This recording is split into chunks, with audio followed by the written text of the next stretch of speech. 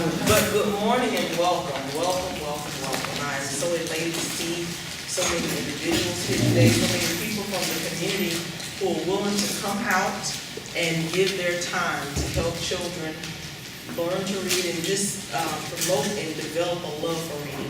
I'm Kimberly Isaac House. I'm the program manager for the United Way of Reading Reporting. And I am most certain that you already know that that's the Volunteer Control Initiative, where we recruit, train, and manage volunteers in the community to work with a child once a week for 30 minutes. We're going to be at Sheridan and Riverland.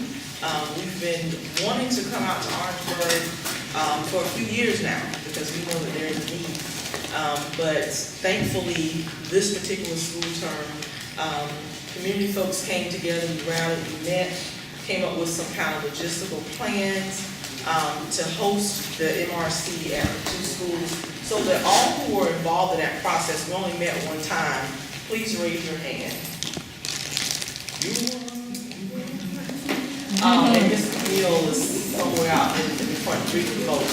So we appreciate y'all. Let's give them a round of applause.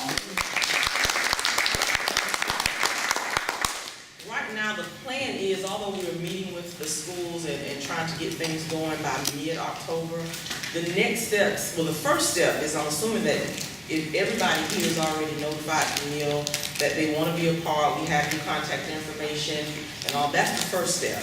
Because we need to know who's going to what school so that we can send you out the tutoring schedule.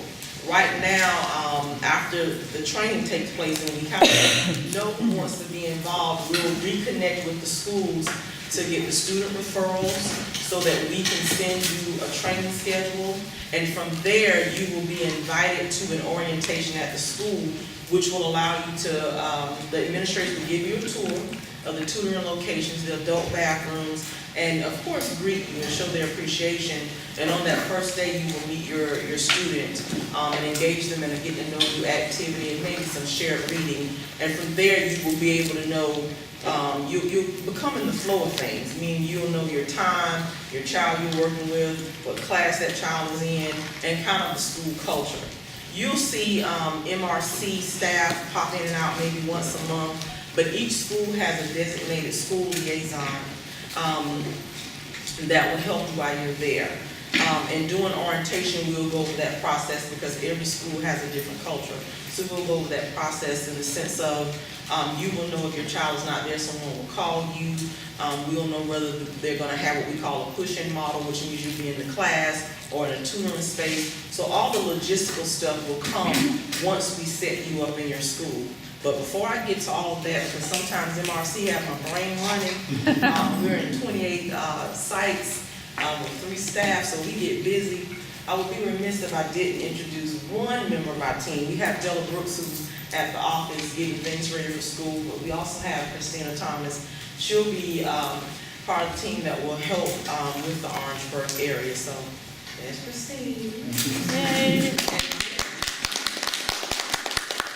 Then we have another wonderful part of our team. She's our facilitator, Carol Boudreau. She not only facilitates our trainings, but she's also our consultant and she's a tutor. But the biggest thing is that she's a retired school teacher, so she's given many years of her time to the educational process of children. So we have Carol Boudreau. Before we get started with Ms. Carol coming up, is everybody all right with food? Good to go? Just more seats in the back, a little housekeeping. The bathrooms are in this door to the left, it's a unisex bathroom, so there's only one there. And I'm not sure if there's other in the hallway because I'm not taking a tour of this particular school. So but please help yourself to more food. You have some resources in front of you, which is, you should have everybody has a package, correct?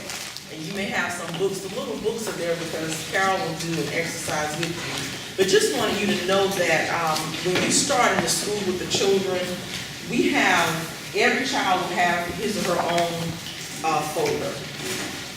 And in those folders, because, of course, at this point, we've not received the names of the students, we want to make sure the folders are equipped for all grade levels, which will be K through second. We serve pre-K through second, but the schools that are hosting the MRC will focus on K through second.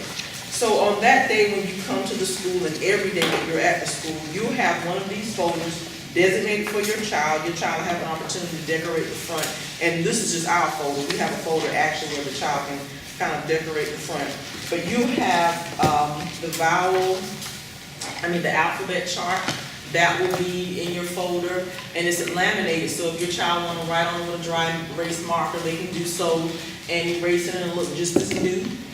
You'll also have a reading and comprehension, like a little questionnaire where it doesn't matter what book you read with the child or the child reads to you, you can ask them these questions just to ensure that they grasp the content of the book.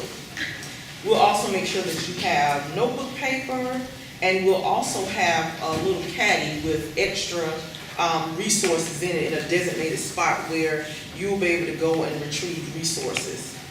Carol will go over the rubrics, but for each child, in order for us to kind of know where the child is currently and where the areas that the teachers would like for us to focus on, like whether they want us to focus on reading attitude, phonemic awareness, phonics, fluency, sight, vocabulary, we'll have a copy of this once they are completed by the teacher, so that you'll have an idea of where the teacher desired the child to work on, the areas that they desire the child to work on. But they'll also send the work. We don't want you to have to come and figure anything out. We have talked to the school and they've been in agreement that they'll make sure that anything that the child needs to work on, the teacher will make sure that they have their little bags or however they desire to package it ready for you to work with the child, because that 30 minutes needs to be very strategic. We'll also have a reading log. Now this will get you in trouble, and not by me, but by the students. We have a lot of little incentives for the kids, and they get them if they fill up the reading log. So you know, if you don't fill your reading log and the children see other kids keep getting incentives, they're not going to be happy with you. And I cannot help you when you're up against a kindergarten, first, and second grade.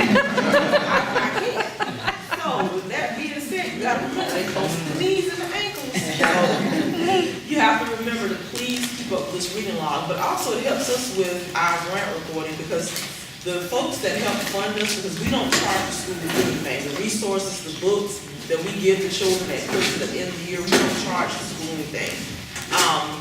They like to know about the number of books that are read and the volunteer engagement. You will also have a weekly contact form. Very simple, won't take you but a minute to fill out. You'll put your name, the student's name, the date, and what you'll do is you'll kind of check off the areas that you worked on.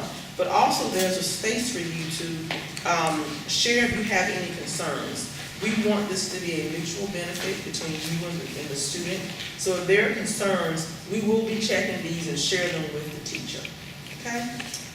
And finally, we have an incident form, which we hope you don't have to use. But if at any time a student says something to you that makes you feel uncomfortable, or even if they share something about their home life that makes you feel uncomfortable, if they fall and scrape their knee, anything, we want you to complete this incident form and let us know that you've completed it, so that we can get this over to the guidance counselor for records, and then they can handle it from there.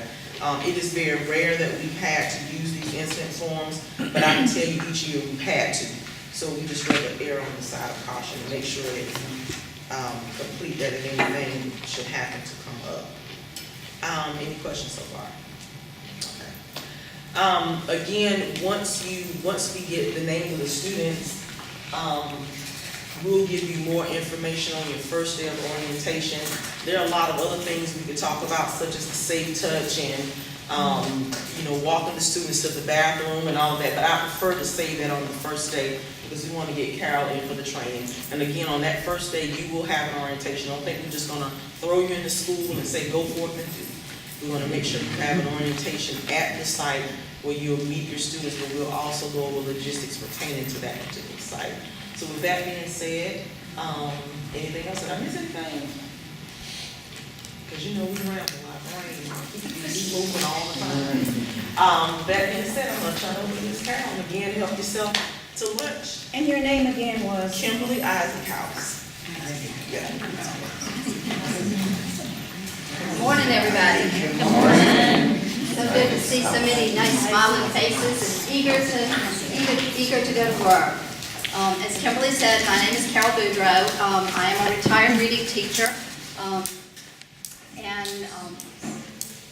I've been with MRC now. I think this is my 5th year. So my job today is to just kind of give you a little bit of introduction to reading and the process of reading and some ideas. Not to make you reading teachers, okay? All of the children have teachers in the schools, trained professionals, so don't feel like you have to be a trained reading teacher from that. But I always think that it's helpful to have a little bit of background and knowledge. And please don't hesitate to stop and ask a question if you have one as you go along. The main slides are provided to you in a handout in your folder. And all of the stuff in the folder you can take with you except the little books that are in front of you. We're going to use for an activity, but I do need my books back. So, I'll say that at the beginning. You'll just leave them on the table at the end. I appreciate it. All right, now, Christina's going to put us along as we go. There are two goals in the MRC mission, two goals mainly. And one of them is to provide academic support for the children's academic progress in the classroom. And certainly we want to do that. But maybe even more important than that is our role as mentors and the possibility that we have for improving students' attitudes about reading. Okay? As you will see that child only once a week, the impact we have on their achievement may not be as visible to you as the impact on their attitude. And many of the students that are referred to our program have already gotten discouraged or feel like they can't do or they're struggling for one reason or another.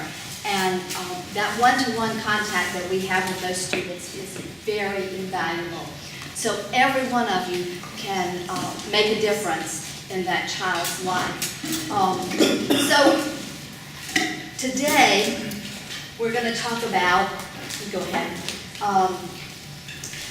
some ways that we can do that. And the very first thing and the most important thing I think is for you to go in with a positive attitude. And when you're working with that child, to do everything you can to support that child and make sure that you keep it easy, so that he or she does not struggle during that 30 minutes, but is able to experience success and know what it feels like. So go in with a smile on your face and a positive attitude to influence that child. Another important thing that I like to mention is to be aware of cultural differences. Kids come to us from all different kinds of backgrounds, different religions, different levels of experience. Whether they have been raised in poverty and had very few experiences, or whether they, have had a lot of background information, will make a difference to their performance. Religious background can make a difference in terms of holidays that they are celebrated or cultural rules. Some of the children come to us as English as second language learners. So just be aware, and be supportive of any cultural differences that may occur with your children. You're a positive role model in terms of manners, dress, everything for that child. So, keep that in mind when you go into the schools. And that last one, is not so hard for you as adults, but I do this presentation with high school students as well. So, I have to tell them to remember you're not going in there as their buddy-buddy, but that you're the teacher for that 30 minutes, that you're in charge, so you're the leader for that. So with that in mind, the first thing we're going to do is give you a little reading test. All right, everybody ready? Reading test for you. Next slide, please. Okay, can you read this? Anything else? Tell me if I get in your way. Okay. and I'm sorry, I move around a lot. Nobody wants to read it for me? Under the bench and went to the right. The dog jumped under the bench and went to the right. All right, that's a very good shot. Come back to that. All right, let's go to the next slide. Does that help? Can you read it now?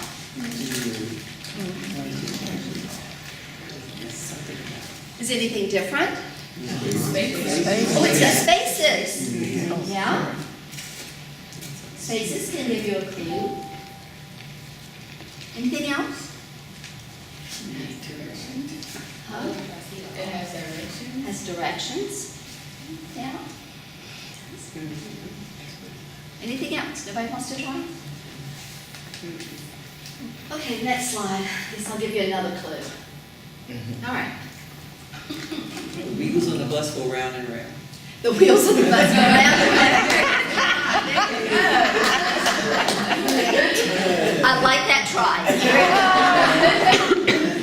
Anybody else want to try something? We have context. We have context now. Yeah, so it makes you think that, what? Well, it's got something to do with bus tour at the zoo. A bus or a zoo? A field trip? Yeah. Excellent tries. Anybody else see anything? At this point, I usually get somebody who can read most of it. No? You got the wrong group today. Oh, that's okay. All right, Christina, let's give one more help.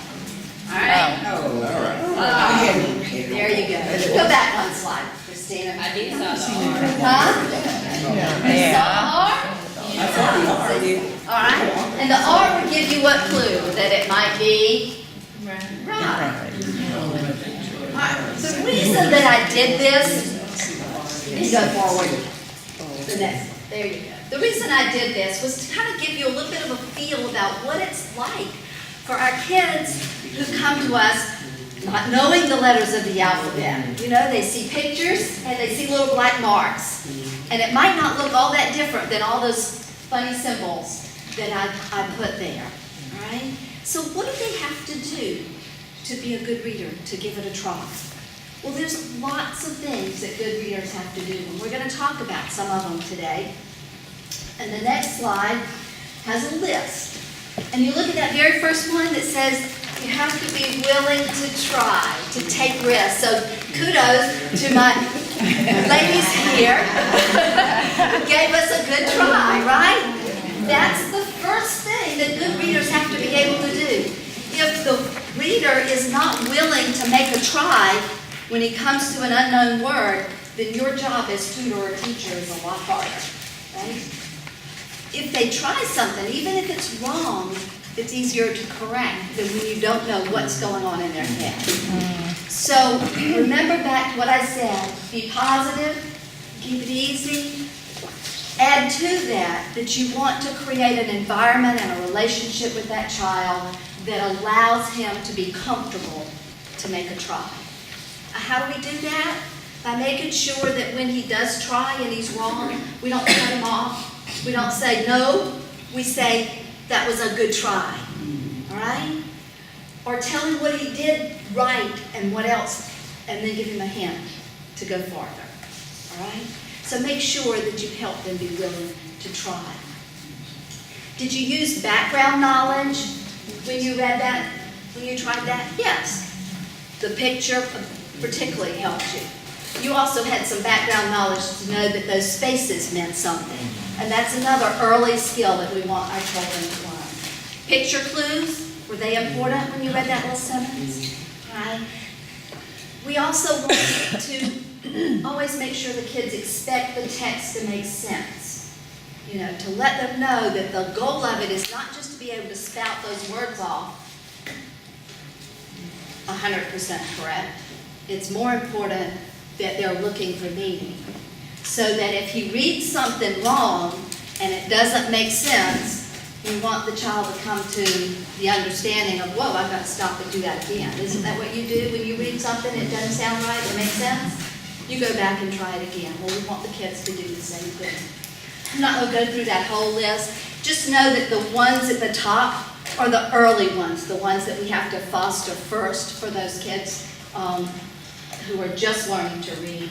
And some of the later skills will come later, and we'll refer to those later as we go through this. Okay?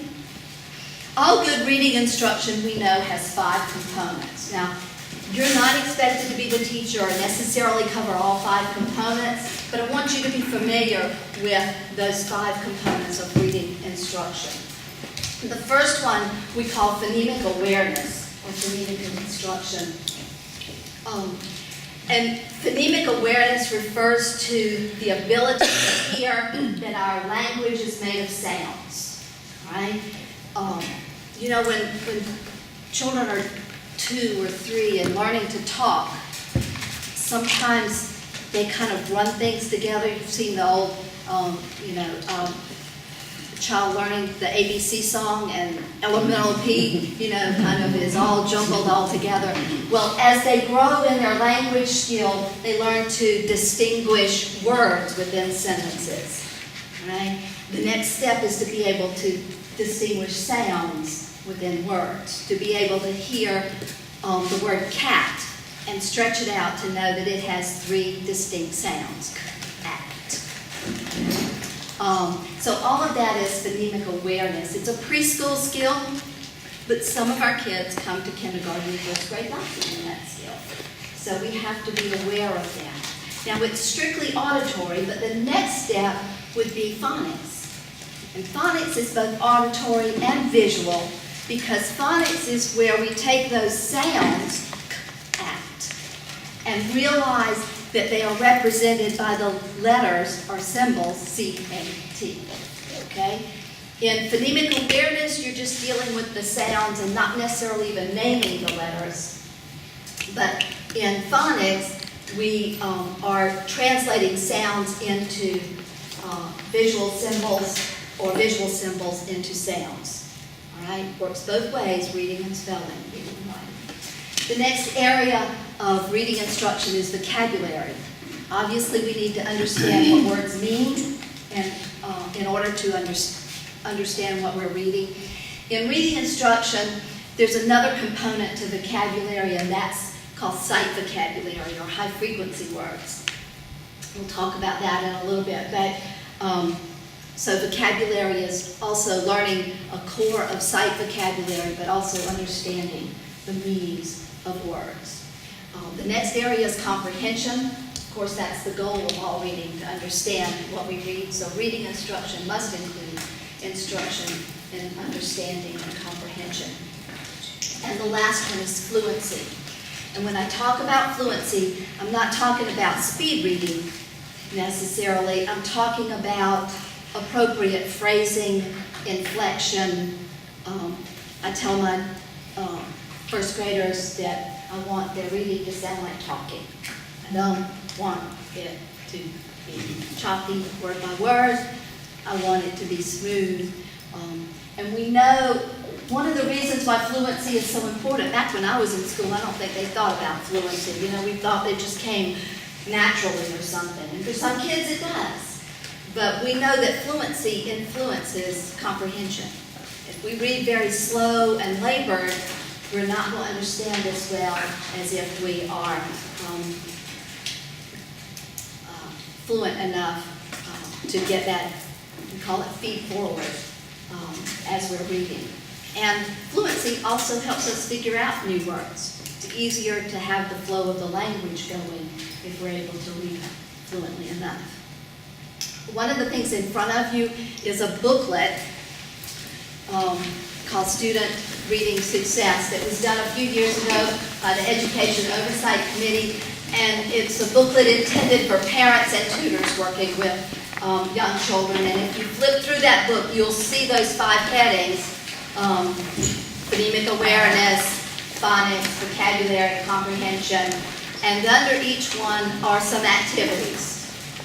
Now, as Kimberly said, When the teachers refer students to our program, we tell them they're supposed to send work or books with the children, but there will be some instances when maybe you don't have, you finish all of that, and you want to add to that, or maybe there's a substitute in the class that day who didn't get the message, So I like for our tutors to be prepared sometimes to come up with something to fill in or to do on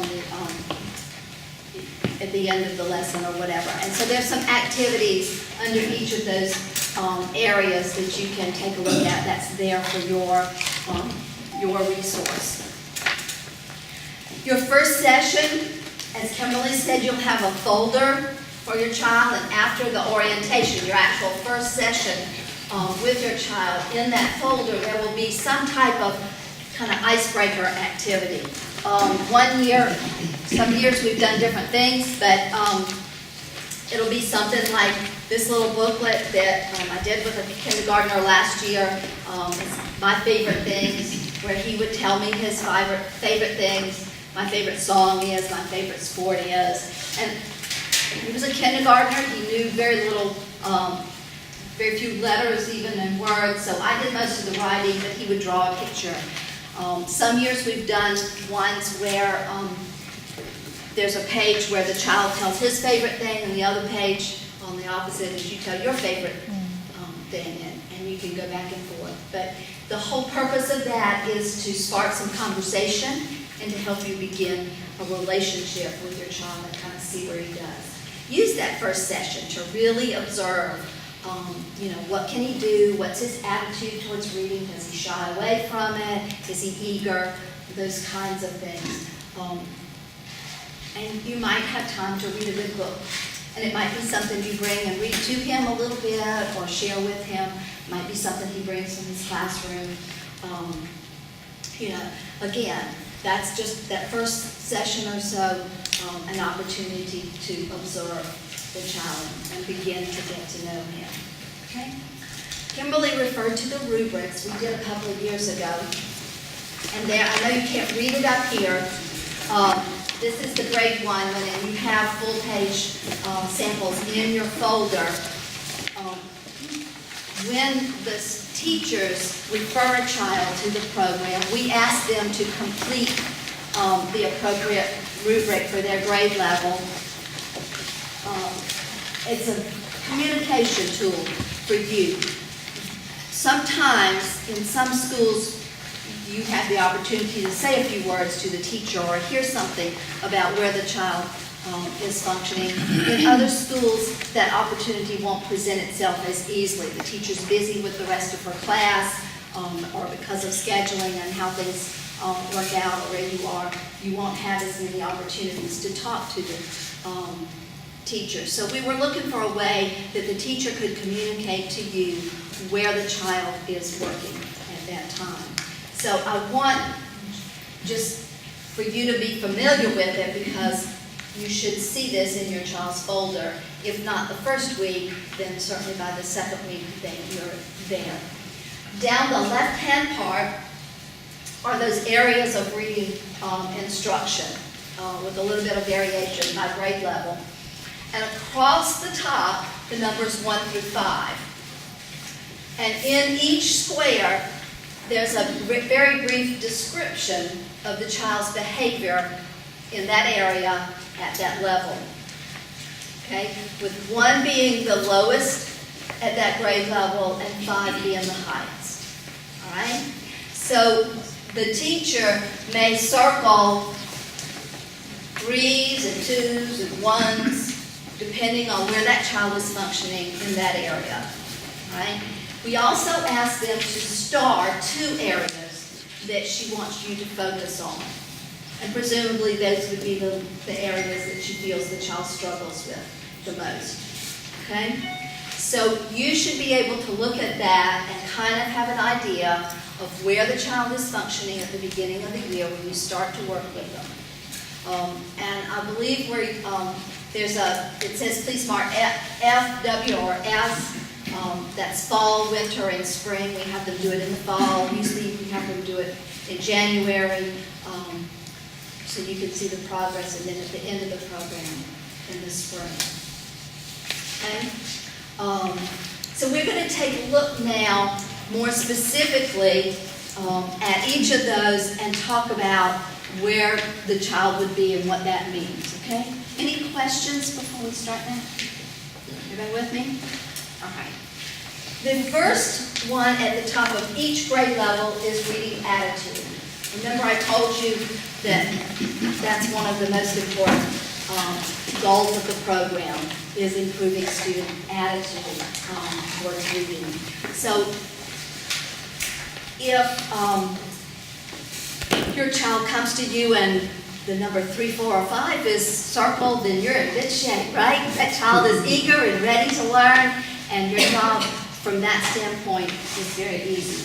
Okay? But if the child is resisting or avoiding reading tasks, or not choosing to read independently, then maybe your job is just a little bit harder in turning that around so that he feels better about himself as a reader. Right? So what can you do? Use his interest to motivate him. Find things that he's interested in to read. Talk about topics and show him books about things that he might be interested in. I've used this example many times, but a couple of years ago I had a second grader whose teacher was very faithful about always sending the work that she wanted done for him. The reading story that they were working on that week, the spelling words they were doing that week. And we always did that work first. But he told me at the very beginning that he wanted to be a policeman, and he particularly wanted to be a dog handler. He wanted to learn about police dogs. So I went to the library and I found books on police dogs and police work and things like that. So every week I would bring a different book, and I'd sit it off to the side, and he knew that if he finished his other stuff for his teacher, then we got to read that book. And sometimes they were easy books he could read. Sometimes they were books that we read together or that I read to him. But it gave him a little incentive, and it always made him more eager to do the work that his teacher said. Okay, so don't hesitate to use those interests of a child. Specific praise is another helpful technique. And we all know how to say good, you did a good job. Okay, but if we tell the child what he did well, it's going to be even more beneficial. Hey, I really like how you tried that. You made a good effort. You almost got it right. You really used the picture, or you tried to sound out the word. Look at the first part. You got the first part right. Now let's look at the last part. Whatever he did, you can pair that with giving him a clue about what else he needs to do. So specific praise is very helpful for letting him know what he did right. Again, being a role model, talk about what you like about reading, how reading has helped you. Let them actually see that in action. And giving them feedback. Kimberly referred to the book list in the child's folder. Write down names of the books that you read. And if you read the same book 3 weeks in a row, you can write it down 3 times. That's okay too. Because there's value in rereading books and getting more practice, and it makes them easier. If one of your tasks is helping him to increase his sight vocabulary or the letters of the alphabet, you're working with a young child, then find some way of keeping track of those. There are lots of different methods, for doing so, index cards, whatever. I have a key ring and some little note cards that I have sight vocabulary words, high frequency words written on, is, of, the, in, what have you. And as the child, especially when I work with kindergartners or even first graders, as we learn words during the year, we add it to their key ring. It makes a good way to practice those words again, but then they get eager to show me, did you learn a new word this week? Can you show me? And then we add it to their list of words. So find some way to give them feedback on their progress. Okay? And the last thing on there is a little technique called read to, read with, read alone. If the child brings something from class or brings something to the session, or even if you bring something to read, and it turns out that it's kind of hard for the child, read to him, model that. And then you might read it again and ask him to read with you. Okay? So he hears you read it, and then he can hear you read it again, and he's participating along with it. And then the third time, you might ask him to be able to read it himself. Okay? That makes it easier for the child. It's one way of keeping it easy, and then being able to experience success with maybe something that was a little too hard for them to read the first time. Okay? Dealing with distractions and making the most use of that 30 minutes that goes back faster than you will ever imagine. I wish I had all the answers to give you. I don't. But just know that on that list that should be in your handouts are a few ideas that sometimes help. Most of the time, if you keep it easy enough and the child is experiencing success, you can keep his attention much better than if the task is very hard. Keep that in mind. Sometimes it's helpful to make sure that the desk in front is clear of everything except what you want him to do right then. If he brings 3 books and have him choose which one that you're going to read, then you move the other 2 out of sight so he doesn't get distracted by them. That works for some children. Some children, it's a matter of turning them so that they're not facing the rest of the class or the other children that are being tutored in there, moving away a little bit so that the noise doesn't bother them. You just have to find out what triggers that particular child sometimes to help them. It is a good idea to give them choices. It helps make them feel a little bit of ownership to the program, but don't make it open-ended. Don't go in there and say, what do you want to do today? That's just a little bit too broad. But if the teacher has sent a couple of books for him to read and a writing activity, then you might say to him, do you want to read first or write first? Or do you want to read this book or this book? So he has a choice between 2 things, but you've still structured it enough that it's not quite so open-ended. Okay? Sometimes, like I said, it's helpful to save something that he looks forward to for the end. It might be a little game practicing the letters of the alphabet or the words that he's learning. It might be a special book that you read to him or something like that that follows up on his interest. But, knowing that he has that to look forward to can be very beneficial too. And because we're with them only 30 minutes of the time, and we're not their teacher, we're not their disciplinarian, but all classroom teachers have some kind of classroom management system. So sometimes it's as simple as enlisting the teacher's help. I had a little kindergartner last year. I had to pick him up out of recess. So he was always missing the end of recess. Like that too much. So the first couple of weeks, it was supposed to be the end of recess, but they were always running late. So I was always getting there before recess was over. The first couple of weeks, he wasn't really sure he wanted to come and read. It was not as much fun as running around on the playground. But it was a simple matter of letting his teacher know, and his teacher said something to them. And I honestly don't know. I mean, they had a flag system, or whatever in the classroom. But it became very important for him, for me to be able to go back and tell his teacher that he did a good job. Are you going to tell my teacher? So I knew that, when I took him back, I had to give her a thumbs up or whatever, that he was going to work for that. We had no problems after that. He would come running up to me on the playground and he was ready to go. So don't hesitate to enlist the teacher's help there. There are lots of ways that we can influence their attitudes about reading. Okay?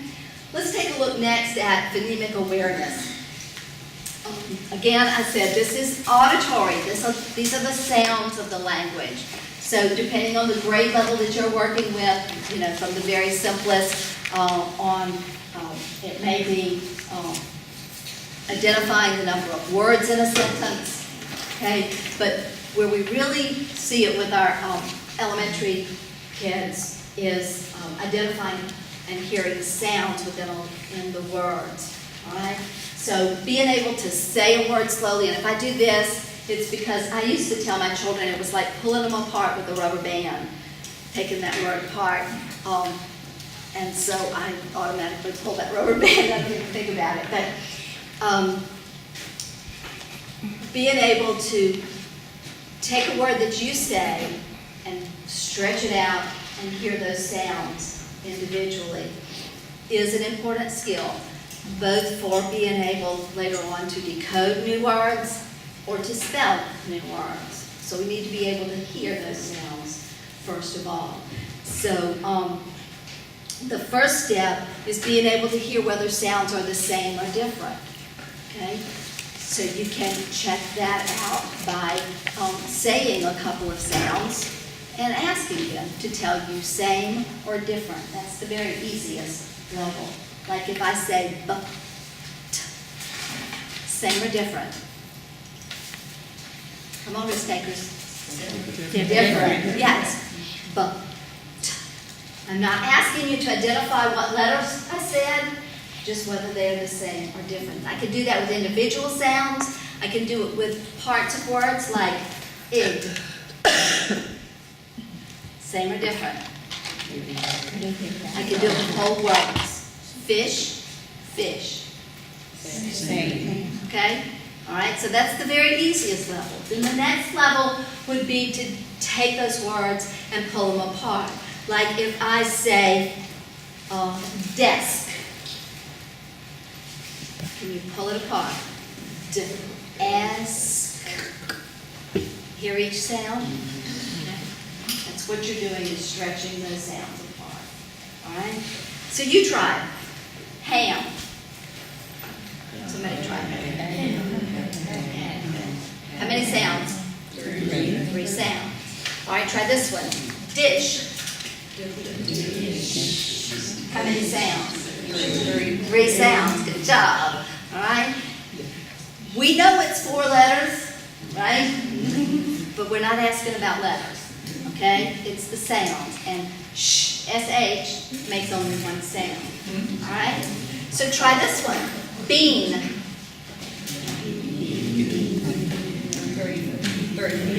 Everybody agree? Yeah. 3 sounds. Bean. Remember that A is sleepy? We don't hear that A. Okay, we know. Okay? Now try this one. Plate.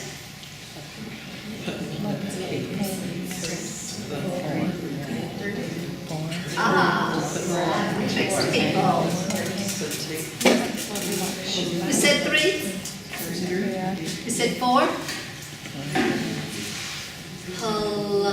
Plate. All right, now here's the difference. SH, TH, and CH. When we put them together, they make a different sound, right? You don't hear those 2 different sounds, all right? But others are blends. Blah, blah. You can still hear those individual sounds. So those are counted as 2. All right? That's the difference. All right? Because they don't change their sound. The other thing we Southerners need to be real careful about when we stretch those sounds out is not putting that vowel on the end of it. When we stretch cat, it's cat. It's not at. And I have to say that because it's important. It takes practice to do it because we're Southern and we have a tendency to add that to it, but it makes it harder for the child to blend it back together, all right?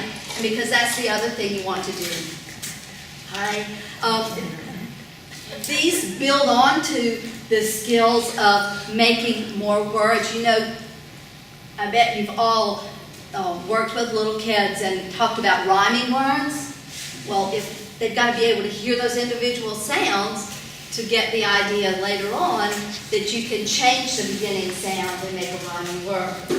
That you can say man and then change the beginning sound to a k and get can.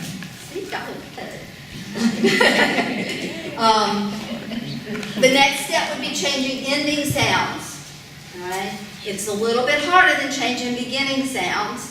All right, but you could take the word man and change the ending sound to a p and get man. Very good. See, and you can take that map and change the middle sound to an ah and get okay. So those are all phonemic awareness activities that develop gradually. Beginning sounds, ending sounds, and middle sounds are hardest. Right? And I want you to keep that in mind as you're working with the children. And these are activities that you're not going to, I mean, if this is one of the areas that the teacher says the child is weak in, it's not something you're going to work on for 30 minutes, okay? It would be very boring and very tiring. But, you know, for a few minutes, from time to time, you can play that game, play a game with words, making those sounds. I work in a school where the kindergarten is at the farthest end of the school, and we have to hike a country mile to get to the room where we tutor. So we spend part of that time, a lot of times, doing one of those games as we walk down the hall. You know, I'll say a word, and can you give me a rhyming word? Or whatever level that we want to work on. Or certainly, if you're doing a writing activity, is a great time for stretching out sounds of words. Okay, but that's phonemic awareness. Any questions? All right, let's go to the next section. Next, we're going to talk about comprehension. Remember I said comprehension is the goal of all reading, right? We want to understand what we're reading. Regardless of whether it is starred as an area that the teacher wants you to work on, I say to you, please make sure that you talk about the books that you read. As tutors in that 30 minutes, most of the comprehension activities that you will do will be in talking about the books. All right, so I just can't imagine ever just having the child just read the book and you say, oh, you read those words beautifully, and put it aside and you say anything else about it. You know, that's not what reading is about, reading words. It's about the story or it's about the information. It's nonfiction. Right? So we always want to talk about that. One of the very first skills is being able to make predictions about what they're going to read. And that's important because it not only helps them figure out the new words, but it helps them figure out and understand the story. Okay? If you're going to choose a book to read, what do you do first? You read the cover, the back cover, the inside flap, wherever that little summary is, right? The book jacket. Well, the books for kindergarten and first graders, they don't have a book jacket. The kids wouldn't be able to read it, right? So you're going to be that book jacket, and you're going to do a good book introduction. Now, I want to say this, that probably the majority of the books that you read with the child, the teacher will send books that they've read in class already. So it's not a new book to them. All right? If it's not a new book to them, you don't need to necessarily do a book introduction. All right? But we're going to talk about how to do one, because sometimes they may bring a book that they want to read and they've never read before, or you may bring a book you want to share with them that they've never read before, and you need to be able to introduce a new book. All right? So this is what I would do. I'm going to introduce a new book to you. And this is one of my favorite books. It's a little book called Dressed Up Sammy. And I would read the title to the child, and I would read the author's names. Kathleen Urmston and Karen Evans wrote this book. and it was illustrated by Gloria Gideon. Right? And we would talk about the cover. What do you think this book's going to be about? Right? Well, it's about a little dog named Sammy, and his family dresses him up in all different colors of clothing. Let's see how Sammy likes it. And in just one or two sentences, I'm going to give them that main idea of the book. And then we're going to do what we call a picture walk through the book.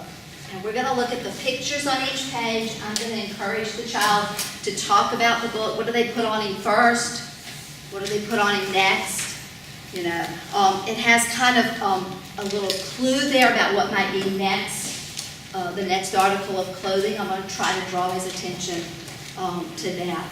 I'm going to use this opportunity as we go through the pictures and talk about the book to introduce any vocabulary that might be hard for him. All right? For example, when they put orange socks on his front paws, in our conversation, I just want to know that he knows that the dog's feet are called paws. If he doesn't know it, he's going to be stumped by that word, right? So I want to make sure that's in his oral vocabulary. We might even talk about the idea of, yes, front and back, if I think it's necessary. I always tell my tutors that if the child is a very reluctant reader or a very low reader, or you anticipate the book might be a little bit hard, then make your book introduction more and more specific. Okay?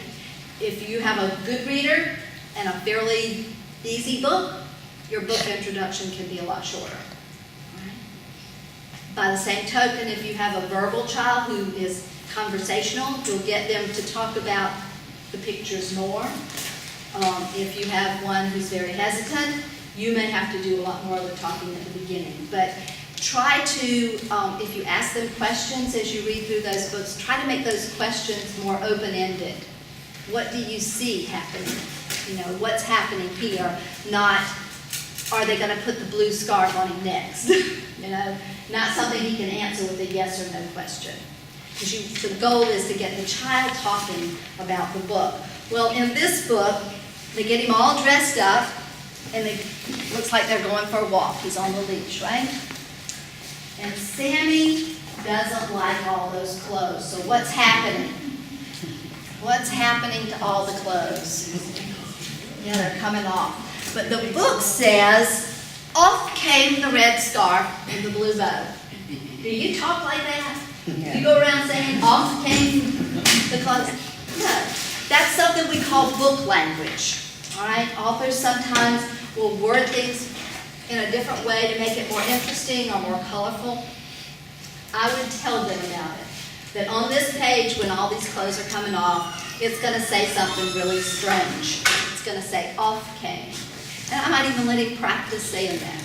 Right? So if I see something that I think might trip him up like that, I'll let him practice it. Right? Some books might have a surprise ending.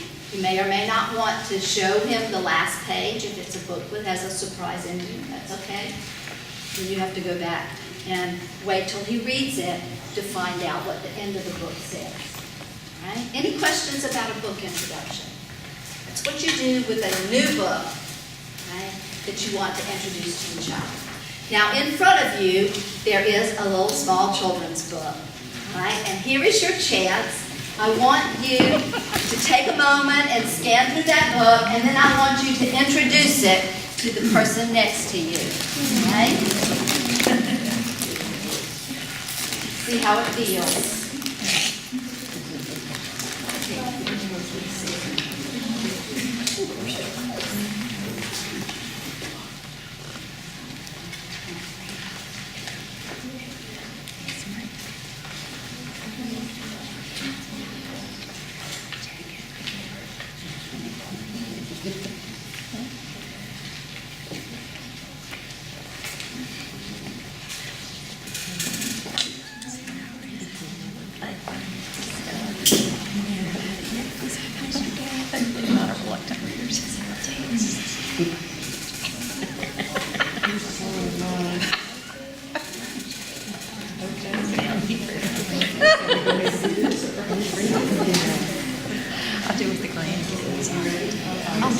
Oh,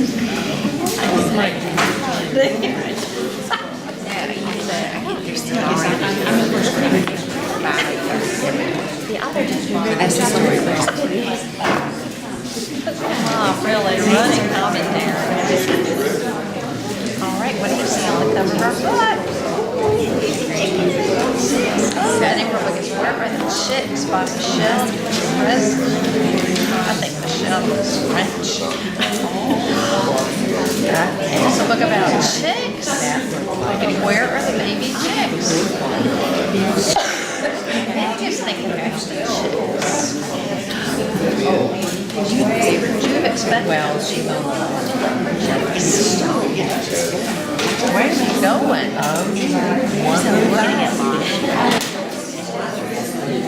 Why do you think you might get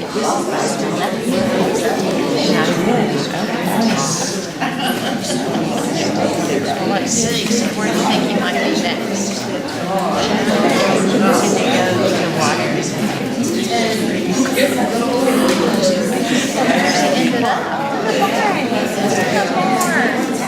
What do you see about his face?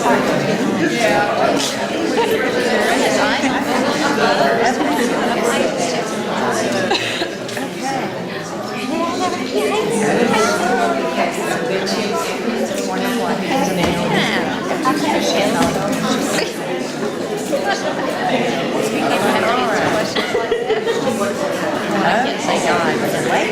Well, God didn't make all things. I think it's about Henry. Oh, okay.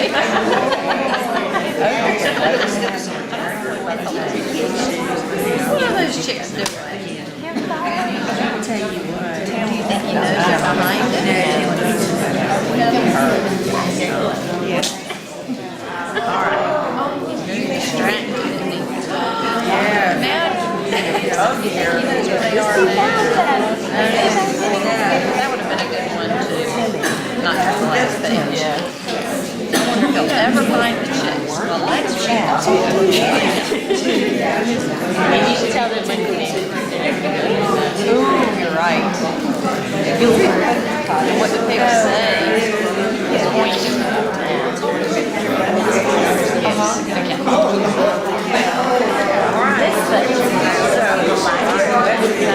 All right.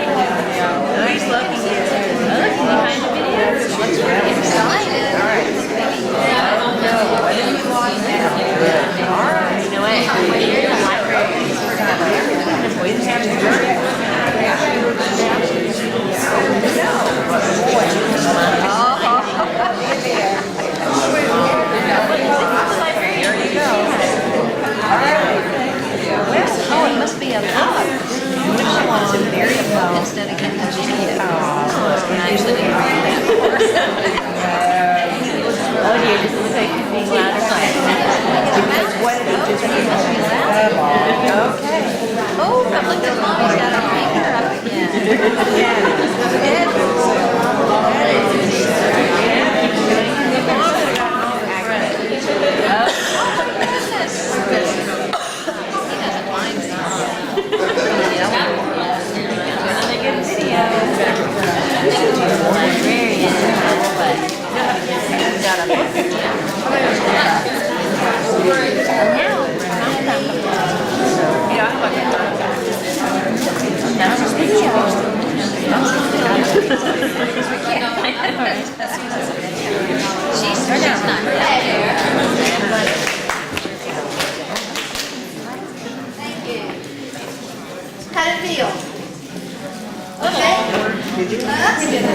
Any questions or problems about doing a book introduction?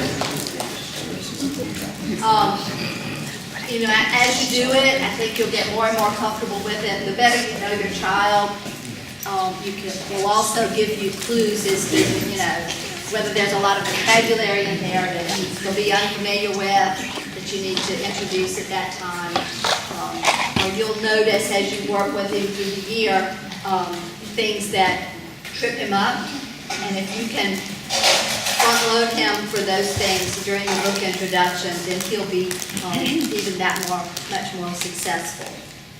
There are other, if you go back one slide, Christina, other comprehension strategies as well. Of course, that's just the beginning to kind of front load them for that information. And as I said, if he brings you a book that he's read in class and he's already familiar with, you might not be familiar with, you can turn that around, and rather than introducing the book to him, ask him to tell you about the book.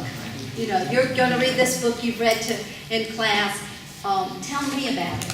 Because that does two things. One, it gives him practice in being able to retell and summarize what he's read, which is another important skill that the teachers will test him on later on in the year. But it also lets you know what he understood and remembers out of the book, right? And will give you a clue as he reads it if there's more information that you want to try to bring his attention to help him understand better, all right? So, and that's another skill. Being able to visualize pictures, characters, feelings, actions, talk about those kinds of things. Even in those very simple books that are very repetitive and not really a story, sometimes there are ones where the character's face really shows certain emotions, or you can see certain things happening, or you can talk about it. And that helps them relate to the story as well. And to be able to make connections with their life or other texts that they've read is important as well. In your activity booklet under the comprehension section, I want to draw your attention to there's 3 little bullets under reading fiction that talks about what you do before, during, and after reading a fictional story, the picture walk and preparation, the kinds of things that you can say as he reads the book or after the book, things you can talk about. And I think Kimberly referred to the kind of generic list of comprehension questions that will be in your students' folder. But on the next page are those same 3 bullets, before, during, and after, for reading nonfiction. And it is a little different, the way we introduce a nonfiction story or talk about a nonfiction text as opposed to a made-up story.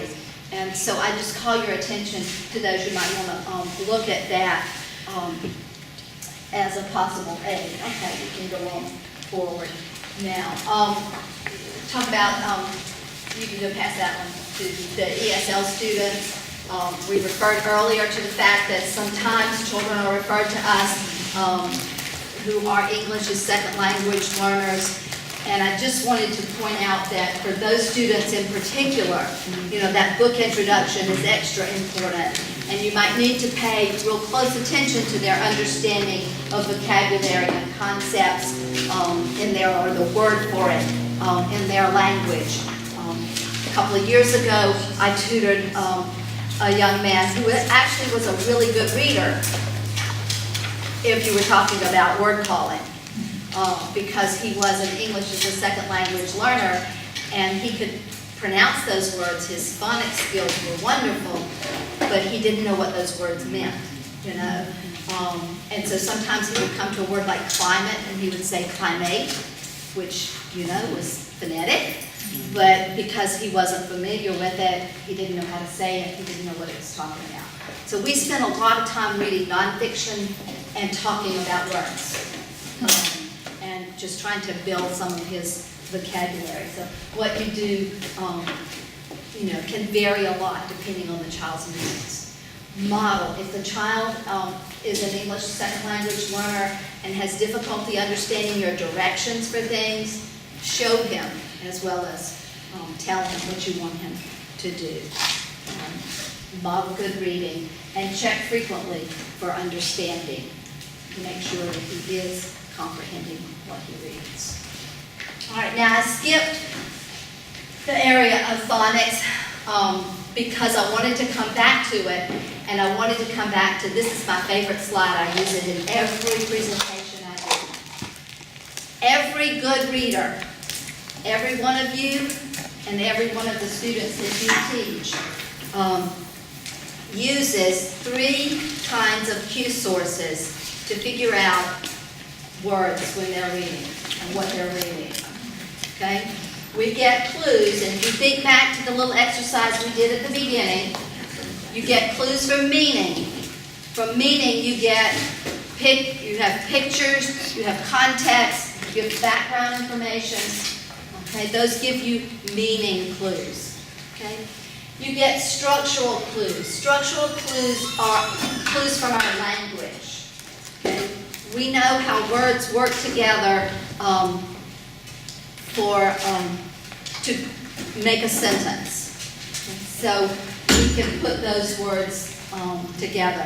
When we do that little exercise at the front, frequently I have somebody who figures out that it's ride and maybe something about a bus or the zoo or something because they look at the spaces for the end of it. But those words, we and in a, they come from the structure of our language that helps us know how to fit those big words together. And then all those other clues, the spaces, the letters, and the sounds of the letters, the phonics skills, the directionality, the fact that we read left to right, from top to bottom, all of those are what we call visual clues, okay? Clues from the text itself. Now, good readers like you work in here, and you use all 3 of those kinds of clues together. But young readers frequently are out in one of those different areas. If you've ever read with a 2 or 3-year-old who likes books and he's read a book, or it's been read to him many times, and he can take that book and open it, and he can look at the pictures and turn the pages and tell you that story, and he has no clue what those little black marks mean, right? Okay? He's working out there with meaning and structure. He's got the meaning, he's got the language, okay? He doesn't have the visual skills. Those are our strongest readers and the ones easiest to teach, so we like it when they come with those background experiences from school, right? From home. Okay? On the other hand, I tell the story, I once gave a first grader a list of high-frequency words to read to me. It was 20 words on that page, and she read me every sound beautifully. So she would take the word the, and she would read look, all the way down the page. She was very visual. She had been taught a lot of sounds, but she didn't have the meaning, and she didn't have the structure, right? She didn't realize that that's how words worked, right? So that's the most extreme example of someone working way out in that little blue circle, right? We have a lot of work to do to help her see meaning and structure to that, all right? So, as our job as teachers is to take what the child is doing and help him figure out the other areas to bring that together. Next slide, please. So as we do those activities, and there are activities in your booklet, and your teachers may send you activities that isolate certain sounds or have you work with words a certain way, but the real key is how we put it into effect in reading, right? And most of your phonics work will be done in reading. And we have to have some way to help the children get to a word that they don't know, right? So we're going to talk about that now. Let's go to the next one, I think. Yes. If you notice, and this is, again, I just used the first grade one as an example because the others are very similar, just a little bit more advanced in the 2nd grade, a little bit less advanced in kindergarten. But the first one says, can predict and locate certain words in text according to first letters. All right? So a very beginning reader who's reading a very simple text that's basically what he has to be able to do. He has to be able to point to the words, match the words, start to learn some high-frequency words, and maybe be able to predict and locate from that. Here's an example. Can I borrow this one a minute? A very simple book at that level. I can read. I can read to grandma. I can read to my sister. I can read to my teacher. I can read to my friend. You see, it's very repetitive. So when we introduce that book to the child, we can use that structure. They hold that structure. Basically, they just have to match the words and use the picture enough to get that last word and maybe check the sound. As they get a little bit better, we want them to be able to use meaning and the beginning sound to predict the new word in text. And then you see as they move up, number 3 says use meaning, beginning, and ending sounds. So, as they progress, we expect them to use more and more visual skills. But at the very beginning, with our very beginning readers, we can't just say to them, sound out that word, because they don't know how to do that yet, right? It's very important that we know that phonics is important, but there are other skills too, and we have to build those phonics skills gradually. They don't automatically know how to sound out a word, so we can't say that to the very beginning ones. Let's look at some examples. Here's the first one, and it comes from another one of those very simple books. This book is called Thanksgiving, and every page is a different animal bringing a different food. Deer will bring the corn, rabbit will take the carrots, squirrel will take the nuts.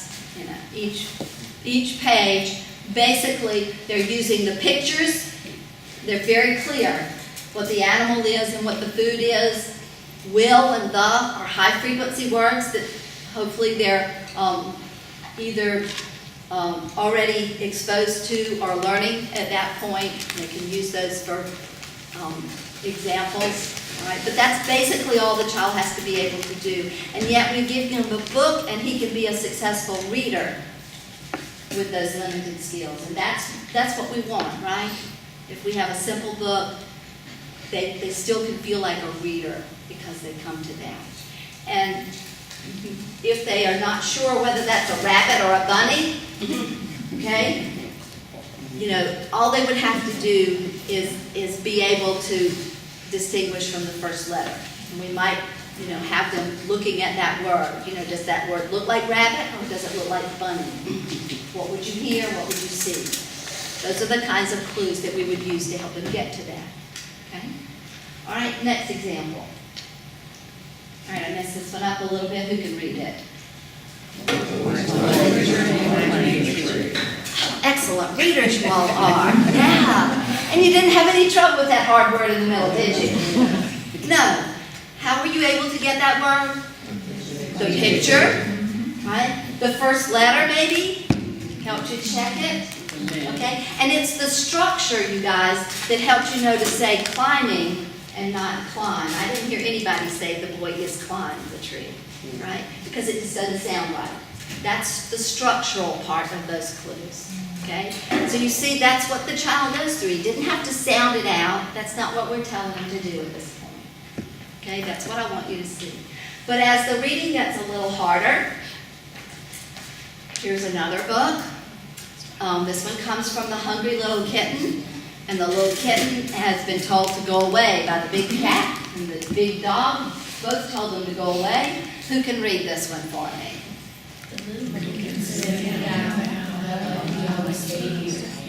Perfect. See, y'all are so good. And maybe you needed a little bit more than the first letter, to get those words, but you probably also, I gave you a little bit of context from the earlier part of the story, okay? And the reason I did that is because sometimes people would say, I will stop here instead of stay here, and that works too, doesn't it? And that's the kind of mistake that if the child said that, you would say, that's a good try. You got the first part, let's look at the last part. What else might it say? And you could You know, use what you think the child knows. If you think he knows the word day, maybe that stay rhymes with day. Or the fact that earlier in the book he was told to go away, now he's going to stay, seems to follow a little bit better, okay? So as the reading gets a little more difficult, so do the visual skills. But just remember that our clues have to match where that child is, and that's why the teachers use that rubric to let us know where they are at the beginning. Let's look at one more example. This one is from a later first grade book. Kenny is the little boy, he's talking to the farmer, and Gilbert is the pig, and he wants to pet the pig, and the pig does not want to be petted, all right? And this is, I've underlined these two words. When I've read this with children, those are the kinds of words they would have trouble with at this level, but they probably read that word pet in the first paragraph. Gilbert wouldn't let me pet him. So if he came to the word petted and didn't know, I might cover up the ending of that word, get him to read the first part, and have him reread the sentence. Okay, Gilbert doesn't like to be petted. And again, the structure is going to give you the clue to help you get the ending part. All right? But I might have to help him see that beginning part, because for someone, it's not as easy to see something embedded in that text as it is to us who are a little more accustomed to it. We have to learn to do that. Right? The same with scratched. You've got a 3-letter blend at the beginning. They have to be able to put those sounds together. Okay, so I might cover up the ending. Can you get this part? He doesn't like to, but he loves to be what could you do to the animal besides pet him? You could scratch. So you could go for a meaning clue and pair that with the beginning sound and use the ending to check. Okay, everybody see how that works? All right, we'll do one more little exercise. In your books in front of you, and I hope they're still there because I've used these books for several sessions now, there was a little tab on a word in that book. You find that. Think about, I want you to look at that word and think about how you would get your child to get that word. If he has trouble with that word, how would you introduce that word or give him a clue to help him? Think about helping him with meaning, structure.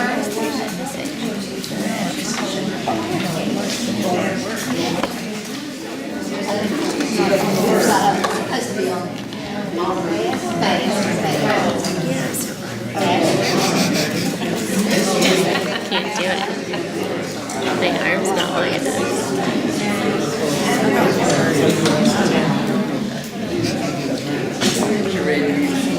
Okay, so what did we say Gilbert's doing? What sound did you start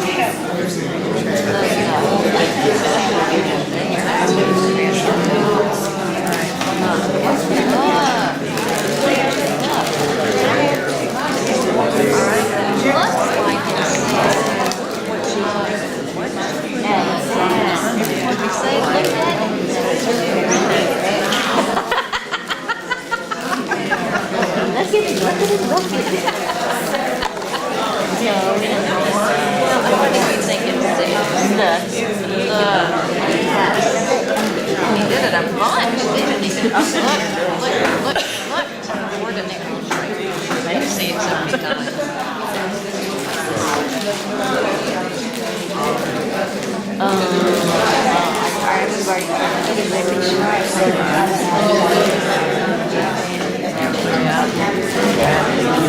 Well, when you go to the library, what do you usually get?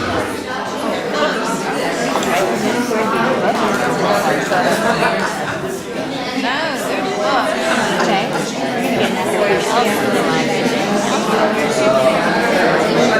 We might get a movie. Okay. That is a good idea. I can tell you really think about moving this word is an old-fashioned nowadays we call them movies and videos.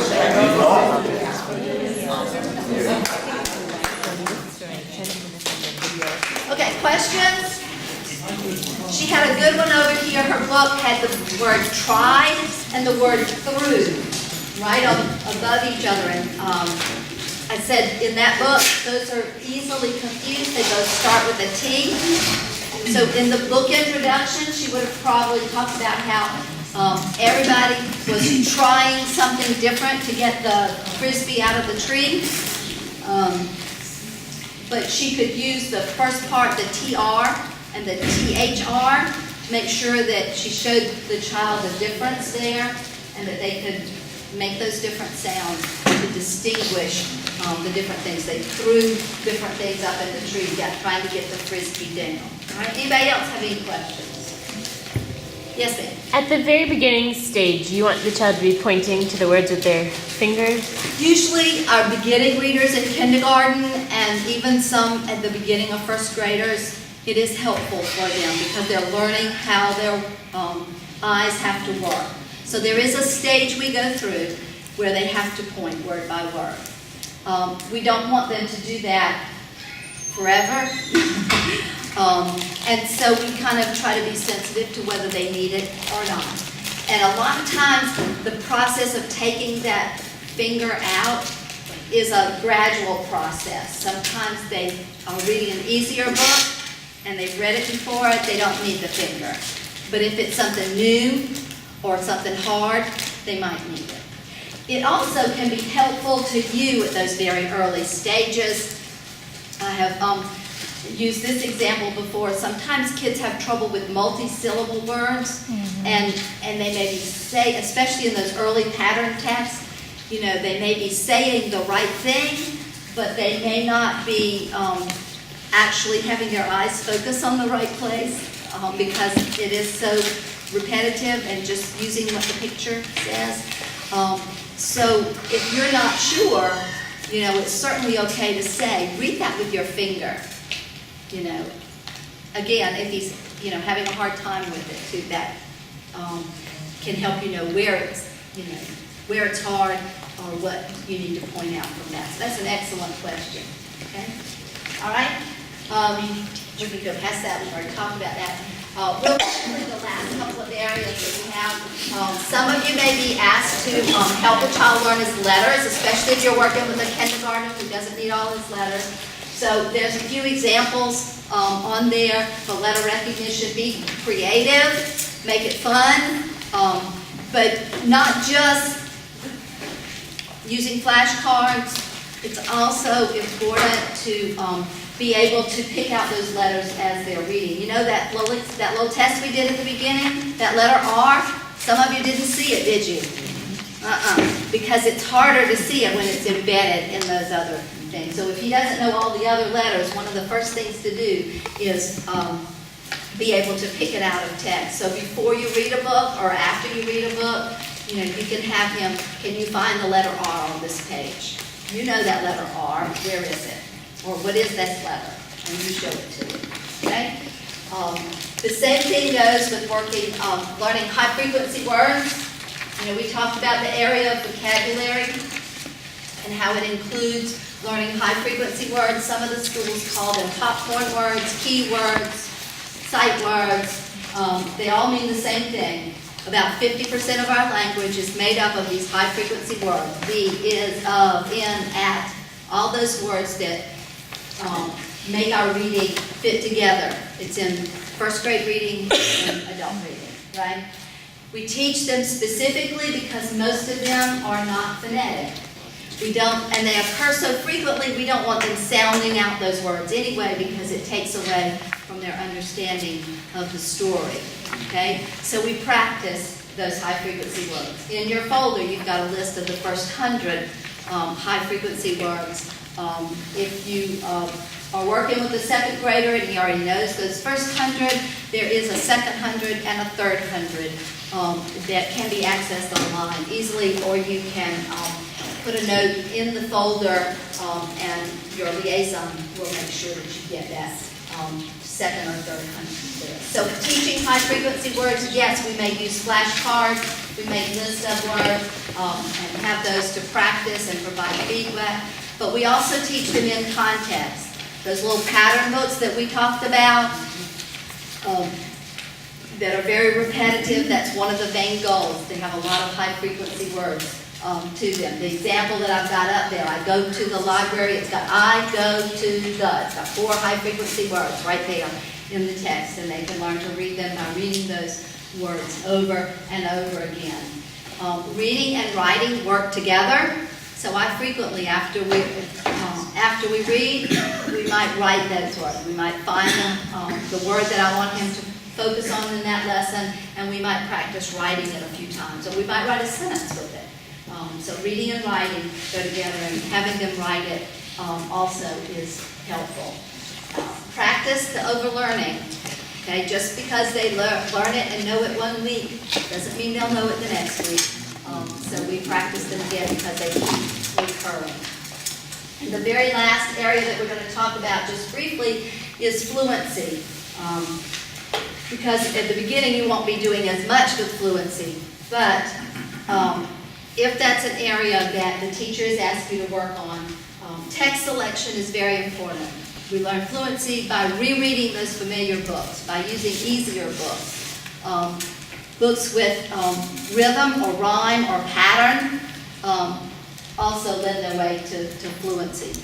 Those patterned books, I go to the store, I go to the library, if they reread those, they can become quite fluent in them because they have that repetitive pattern to them. Books with conversation are also very good for helping a child understand inflection and phrasing, because it is talking and you're making your reading sound like talking. Teach punctuation. Punctuation is important. There's a big difference between let's eat grandma and let's eat grandma. So, being grandma, that's very important. So, we talked about the read to, read with strategy. That's another way of building fluency because they're hearing you and you're kind of providing that fluency and phrasing that they keep up with. Or you can read a page and then have him read the same page. So he hears it and then you read it. And you can increase his fluency that way. Okay? Questions? Concerns? Everybody's all ready to go. Great. Wonderful. I hope you have a very successful year. I've enjoyed being with you this morning. And remember, you are making a difference every day in that child's life.